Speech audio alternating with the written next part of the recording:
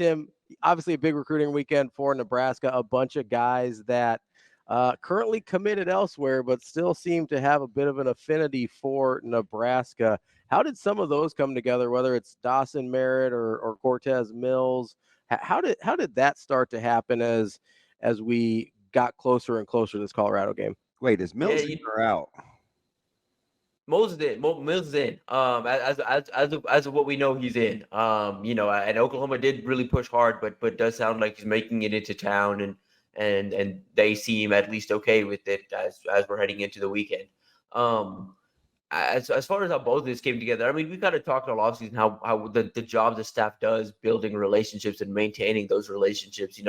Merritt over the summer was like, he never really hinted at the exact names, but over the summer, when I last talked to him, he was like, yeah, I'm firmly committed to Bama, but there's a couple of schools, that I have good relationships with that I'm still having dialogue with.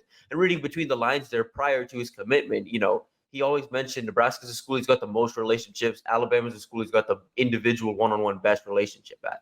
So Nebraska's been in that mix pretty much since since they offered, but even after he committed to Alabama, that was a narrow, like Alabama barely beat out Nebraska there.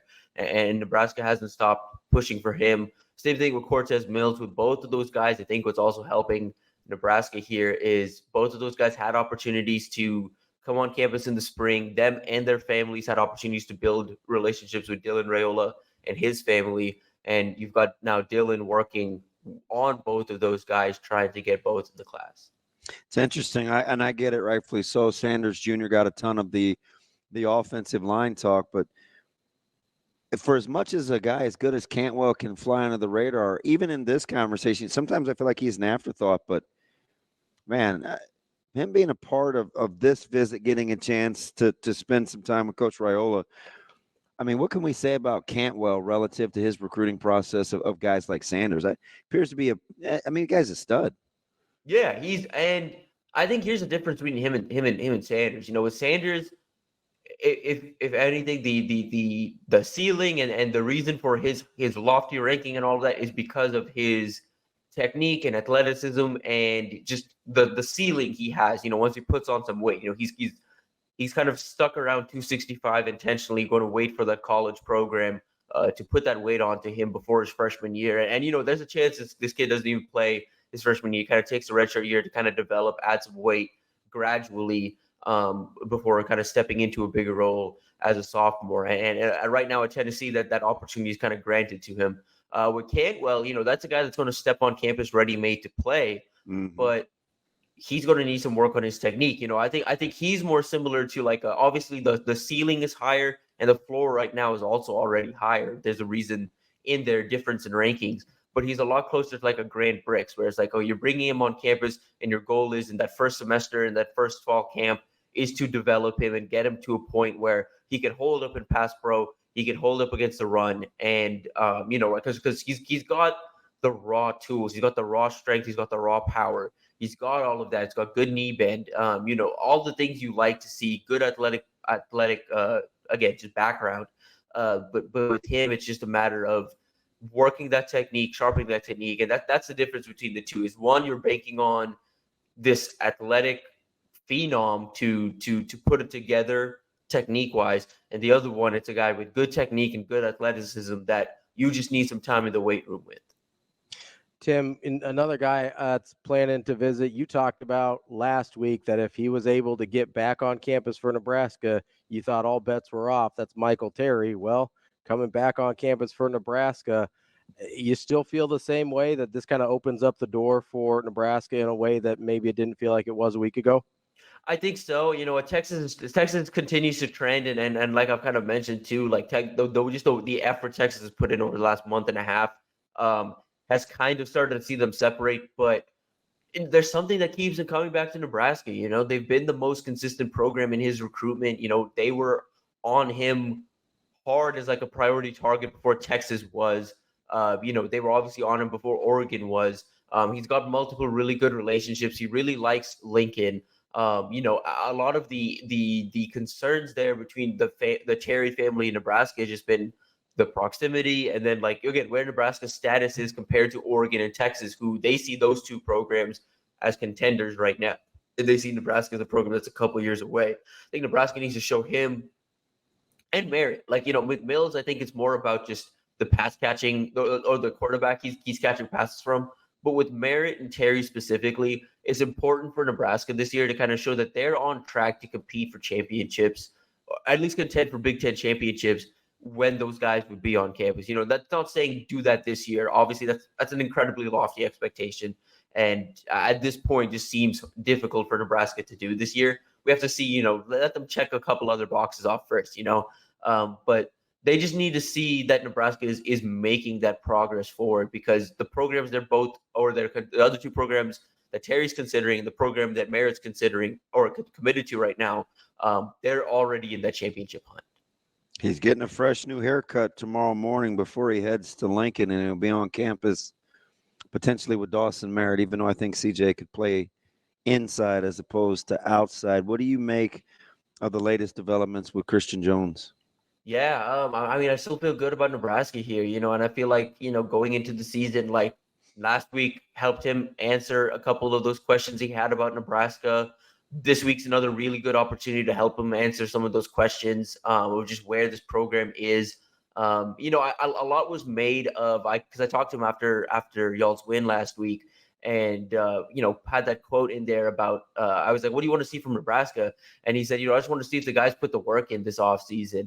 And I had some people on, the message boards being like, okay, why is a 17, 18-year-old kid like talking about a college program like this? Like what the, like, kind of referencing like that quote unquote entitlement. I don't think it's the case at all. Again, like for him, it's you have to remember here, he's been recruited since Scott Frost. He's been hearing this word from Nebraska about how well they've looked in the offseason and how much better the team's going to be this year. And then they come out and they don't show improvement whatsoever. So for him, it's just like, okay, they've said they've put in the work. Let me see. I mean, this is a kid that just wants, obviously wants a lot of different things. And to those boxes, there's just one box left to check. And if Nebraska can do that, I think getting him on campus back-to-back weeks and keeping him away from Oklahoma should bode well for Nebraska here. Tim, as we move our focus to the game tomorrow, what is the impact of a win against Colorado for some of these recruits, as opposed to, like, I know the atmosphere is a big part of it too, but is this kind of one of those, hey, they got to get over the hump here in a lot of these guys' minds? I think so. I think you do have to a little bit with some of the 25s and some of the 26s that have followed this program for a while. For the rest of them, there's a bunch of 26 targets and 27 targets expected in town. For them, just the atmosphere alone is going to make a big impact. As long as Nebraska plays competitive, I think those guys are going to leave with a positive impression of Nebraska. That's just how it goes. Like even when I was back at A&M, when I was covering, like Jimbo Fisher's program, there's a bunch of these big games under the lights where guys would come in and then they're just impressed with the Kyle Field atmosphere, 110,000 rocking stadium at night. Win or lose, as long as you play competitive, there's something to sell there. And but for guys like Christian Jones and guys like Dawson Merritt and those kind of guys, like I think a win tomorrow is a big, like, I think leaving tomorrow with that feeling that, okay, Nebraska can win these games. Nebraska can have the spotlight on them, and under Matt Rule, they're able to step into that spotlight and they're able to perform. But that's a big question that a lot of these guys just have not had answered, because Nebraska hasn't done it really in their lifetime. What do you make of the Chase Lofton scuttlebutt here as of late? Yeah, I caught up with him last night, and he doesn't have any other visit plans that he's made publicly known outside of getting back down to Florida State once or twice this season. My personal feel on Lofton right now is I do think he's still pretty locked in with Florida State. But if you were to waiver too, I do think if Nebraska wanted to get back in that, I mean, obviously they're still having communication, but Nebraska would still need to jump Texas A&M. I felt when he was going into his commitment in June in the first place, I felt like Texas A&M kind of had an edge on Florida State. Florida State kind of surprised me when that was the pick. And I still do think Texas A&M remains that school that's like best poised to, or best positioned to flip him. Nebraska would be that third school right in there. But again, until he makes some visits and there's still a chance he pops through unannounced tomorrow and kind of surprises everybody.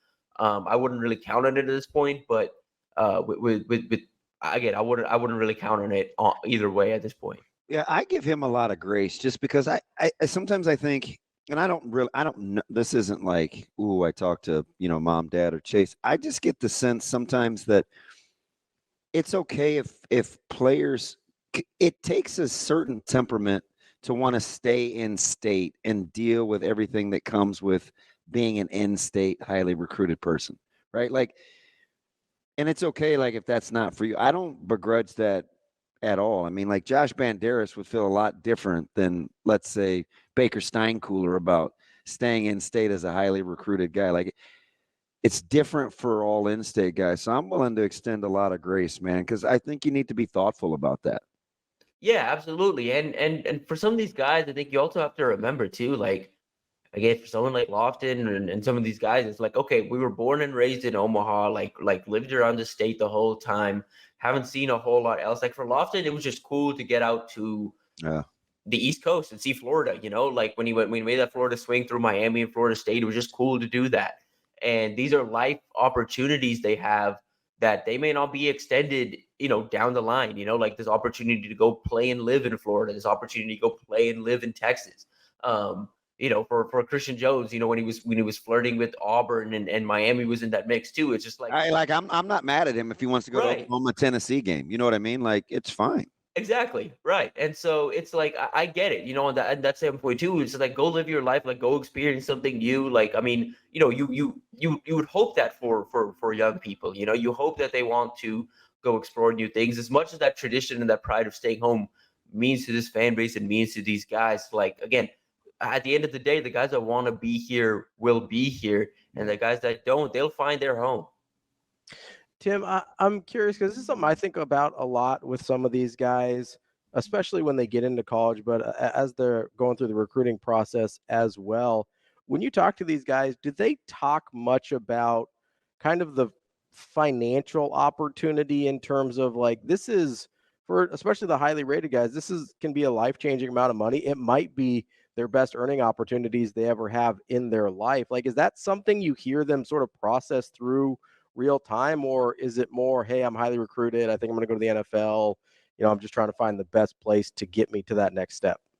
And with the highly rated guys, I think what was actually kind of interesting is I'd say the top 100 to 150 recruits or so, for those type of guys, the market is relatively even across the board, where NIL doesn't actually become a factor because it's like, okay, at every school, I know I'm going to be making at least this much. And so, okay, hey, a school could come in and maybe throw a little more, just like any business. When you're outbidding, a school could come in and throw a little more at him and kind of be like, okay, like we throw a little an extra for you. Here's a car. Here's this. You know what I mean?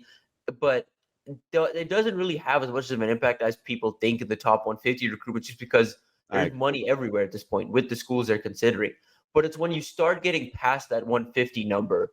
I'm not going to name names here, but there was a Nebraska target this summer that committed elsewhere. And when we heard the numbers that the school that he committed to threw at him, it was like, oh yeah, I mean, go take that, because Nebraska wasn't giving you that. The other schools in your recruitment weren't giving you that. That was a much needed win for the team that got him, and they paid up to get him. But like, that's like, Nebraska's not going to deal with that, because they've got higher targets that they can spend that money on. They don't really like to, again, spend it really in recruiting if they don't need to. And but they'll make sure the guys that need to be taken care of are taken care of. Tim, when you look at kind of the Nebraska's recruiting portfolio, how the roster sits for tomorrow's game, what position group do you see paying the most immediate dividends against Colorado tomorrow? I think the trenches. I keep coming back to that. I think Nebraska's improvement and dedication to developing both sides of the line. You're going to see a culture, like two different cultures, beat up specifically in the trenches tomorrow. Like, how you build that up is one. Like Dion came in and he immediately turned over both sides of the line, and then he did it again this past offseason. So he's done that 2 off seasons in a row. And for Nebraska, it's like they came in and they inherited a bunch of, and this, like, think about the guys starting on both sides of the line tomorrow. For the most part, there's Michael Mazuka and Ben Scott and Justin Evans. Those guys are relatively new. But on both sides of the line, these are guys that have been here with previous staffs and didn't reach the ceilings that they already have under Matt Rule and Tony White and Donovan Raiola. So you're seeing development on display. You're seeing, and it built depth up. Like I do think Nebraska is going to be able to go 2-3 deep potentially at Jack and give Colorado's tackles some trouble. And on the interior, I've got some real questions. Like the further we go back in the film, me and Steve Marek this week kind of talked about it too. But the further we go back on the film, just from this early game and going back to last year and watching some of these guys back on tape, there's an opportunity for Ty and Nash to just kind of. Yeah, I think Kalinskis is. I think he's in trouble. I think he's in trouble. I think there's some concerning reps from Benson last week where he's just getting manhandled by like a 6'2", 275 D line. So the interesting thing for him, and that's funny you're on that, because I thought at first maybe it was him moving from tackle to guard, right? But I would think that would be an easier transition. I think at center they're undersized. He doesn't have enough starts. Yeah, like that's a real concern for me, and. Again, I think another element here too, I think a lot of people aren't really talking about Nebraska's special teams. They've put a lot of emphasis on that, tried to make that like a key component in their game. And Colorado mutually parted ways with their only special teams analyst like 2 weeks before the season. Like, I think that's going to be a difference. Was that pre or post the Fight Club? Was that not the wildest story ever? I mean, you have Coach Sapp and Coach Sanders doing play-by-play blows of your special teams coach that's fighting a GA or whatever on campus. Well, but full disclosure, you guys, and feel free to talk me off the ledge. That's what makes me have a little trepidation. Like, how would Nebraska not beat this team? It's a total mess from the outside, right? But they could win the game. Yeah, I mean, that's my whole thing. Like, I think what comes back to this game, like, and again, it may not pay off this year necessarily, and I don't even know how long Deion's going to be there, if he even sticks past this year, to be honest, just because Travis and Shedeur are such, I've said this all week, such ceiling and floor raisers for that team. Like, they make so much happen for that team. Like, they individually keep that team in games and give them an opportunity in every single game they're in.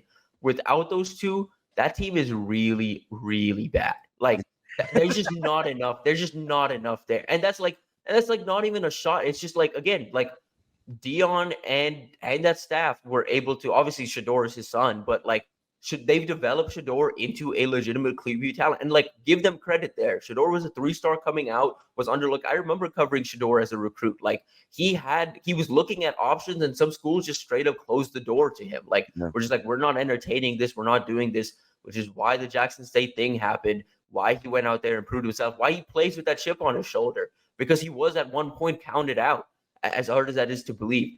But with him and Travis, it's like, these aren't guys you can just find again. You're not going to go into the transfer portal or go out and recruit the next Shedeur Sanders or Travis. That's just not going to happen. Tim Verghese, Inside Nebraska. Great stuff as always. Tim, we appreciate the time. We'll talk to you next week. Thanks, Tim. Sure, we'll see you tomorrow.